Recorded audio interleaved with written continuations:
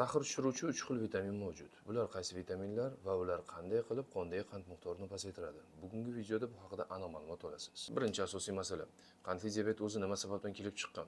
Bu mexanizmdan kelib chiqqan holatda qaysi vitaminlar kerakligini siz o'zingiz ham bilib olishingiz mumkin bo'ladi. Agar qondagi qand miqdori yuqori bo'ladigan bo'lsa, shunchaki qondagi qand miqdorini pasaytiruvchi preparatlarni o'zini iste'mol qilib borish bu asosiy davo chorasi hisoblanmaydi. Bu shunchaki simptomatik davo chorasi hisoblanadi. Chunki bu jarayonlarda sizni o'sha sahar tushiruvchi preparatlaringiz organizmda kamayib ketganligi hisobiga sizda qondagi qand miqdori yuqori emas. Bu boshqa sabab hisobiga kelib chiqqan. Bu preparatlar shunchaki qondagi qand miqdorini ba'zi bir reaksiyalar natijasida jigar bilan yoki jigardan tashqari qon orqali to'g'ridan-to'g'ri qondagi qand miqdorini pasaytiruvchi preparatlar orqali qondagi qand miqdorini pasaytirish mumkin bo'ladi. Lekin asosiy davo chorasi aynan shu 3 xil qo'shimchadan kelib chiqqan holatda amalga oshiriladi. Bundan oldingi videolarda bu haqida umuman gapirib o'tmaganman. Endi bu haqida aniq ma'lumotlarni olishingiz mumkin bo'ladi. Qandli diabet kelib chiqishiga asosiy sabab bo'luvchi faktorlar mavjud. Bu fazalar bo'ladi. Birinchi, ikkinchi, uchinchi fazadan kelib chiqqan holatda qandli diabet kelib chiqadi. Birinchi fazada insulin rezistentlik jarayoni rivojlanishi mumkin bo'ladi. Insulin rezistentlik degani, ya'ni organizmda insulin miqdori o'ta yuqori va qondagi qand miqdori sekin-astalik bilan ko'tarilish jarayoni vujudga keladi. Bu holatlar insulin rezistentlikka chambarchas bog'liq jarayon hisoblanadi. Bu holatda oshqozon osti bezidan beta hujayralaridan ko'p miqdorda chiqqan insulin retseptorlarga deyarli ta'sir ko'rsata olmaydi. Bunga asosiy sabab bo'luvchi faktor bir nechta o'rtadagi vositachilar kamligi, yetishmovchiligi hisobiga kelib chiqqan holat hisobiga insulin miqdori deyarli ta'sir ko'rsata olmaydi. Yuqori insulin miqdori qondagi qand miqdoriga ta'sir ko'rsatilmaganligi sababli qonda qand miqdori yuqori bo'ladi va hujayra ichkarisida esa bu qondagi qand miqdori hujayra ichkarisiga kirmaydi va bu esa keyinchalik insulin rezistentlik jarayonini rivojlantirishga sabab bo'ladi. Ikkinchi jarayon esa bu insulin rezistentlikdan keyingi ikkinchi faza, ya'ni prediabet hisoblanadi. Ya'ni qondagi qand miqdori 5,5 dan 7,2 gacha och qoringa mana shu ko'rsatkichni ko'rsatib turgan bo'lsa, demak sizda katta ehtimol bilan prediabet rivojlanib bormoqda. Bu esa diabetga bir qadam degani. Bu holat keyinchalik diabetni jadal rivojlanishi, bu esa organizmga ta'sir ko'rsatuvchi faktorlar, ya'ni qandli diabetni keyinchalik asoratlarini rivojlantirishga sabab bo'lishi mumkin bo'ladi. Mana shu 3 ta fazadan kelib chiqqan holatda qondagi qand miqdori yuqori bo'lib, qandli diabetning ikkinchi tipi rivojlanishi mumkin bo'ladi. Lekin birinchi fazaga qaytadigan bo'lsak, sal oldin aytib o'tilgandek, insulin ko'p miqdorda ishlab chiqarilyapti, lekin insulin retseptorlariga sezuvchalik pasayib bormoqda. Nega bunday bo'ladi? Bu joyda aynan shu 3 xil vitaminning roli juda ham katta bo'ladi. Birinchi asosiy vitamin, bu vitamin D hisoblanadi.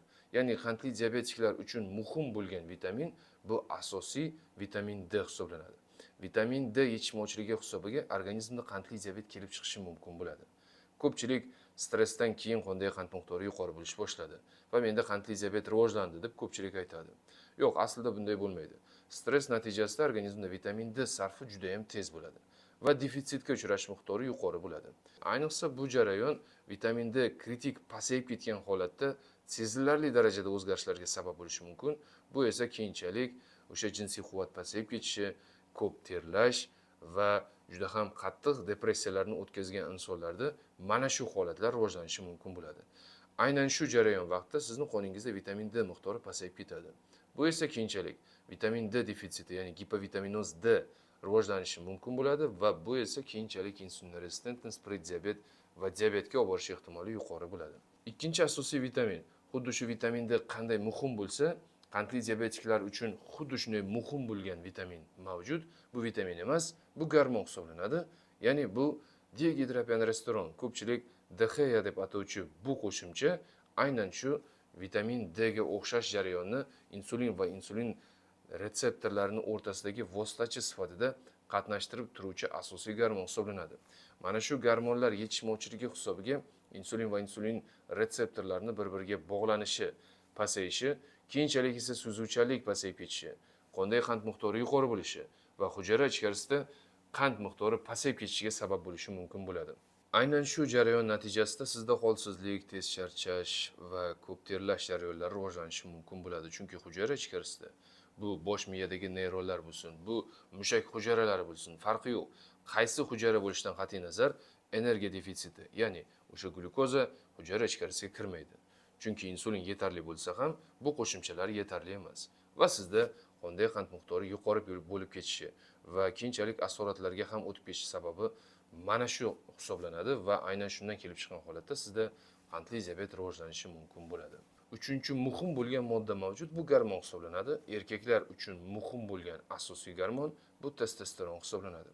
Stress natijasida testosteron miqdori pasayib ketishi va keyinchalik esa gipogonadizm kasalligi rivojlanishi mumkin bo'ladi. Ya'ni bu jinsiy faollikni pasayib ketishi, jinsiy quvvat pasayishi va bu esa keyinchalik qandli diabetni rivojlanishiga sabab bo'luvchi holat hisoblanadi. Gipogonadizmdan keyin qandli diabet rivojlanishi aynan shu etiologik jarayon hisoblanadi. Etiologik degani ya'ni sabab. Sizda testosteron miqdori pasayib ketdi va qonday qand miqdori oshdi. Aynan shuni hisobiga qandli diabet rivojlandi. Bu ssenariy ko'p erkaklarda, ya'ni o'sha qandli diabeti bor insonlarning 80% erkaklarda mavjud bo'lgan ssenariy hisoblanadi. Ko'pchilikda aynan shu jinsiy faollik pasayishi natijasida keyinchalik qandli diabet rivojlanishi va keyinchalik asoratlarga olib borilishi mumkin bo'lgan holat hisoblanadi. Bu holatgacha olib bormaslik uchun sizda birinchi belgilar paydo bo'ldimi, albatta vrach, ya'ni mutaxassis yoki endokrinolog yoki terapevt ko'rigiga borish tavsiya qilinadi. Bu holatlar sababi aniq qilinishi kerak bo'ladi. Va aynan shu holat sababidan kelib chiqqan holatda bemorga to'g'ri taktika davo chorasi aniq qilib belgilab berilishi kerak bo'ladi. Chunki bu holatlar agar boshlang'ich etap, ya'ni insulin resistentность fazasi, birinchi faza yoki preddiabet ikkinchi fazada aniqlanadigan bo'lsa, bu holatni, bu kasallikni diabetgacha o'tmasdan o'sha joyni o'zida xayrlashish imkoniyati juda ham katta bo'ladi. Bemorlar qancha yosh bo'lsa, bu holatda shunchalik tezlikda davo chorasini amalga oshirish imkoniyati juda ham katta. Shuning uchun birinchi belgilar paydo bo'ldimi, misol uchun sizda ko'p siyish yoki ko'p suv ichish, og'iz qurish jarayonlari, jinsiy faollik pasayib ketishi, ko'z xiralashishi, yuqorida sanab o'tilgan holatlar bular qandli diabet birinchi belgilar edi. Mana shu belgilar paydo bo'lishi bilan albatta mutaxassisga murojaat qilish tavsiya qilinadi va bu holat sababidan kelib chiqqan holatda yuqorida sanab o'tilgan alohida vitaminlardan foydalanish mumkin bo'ladi.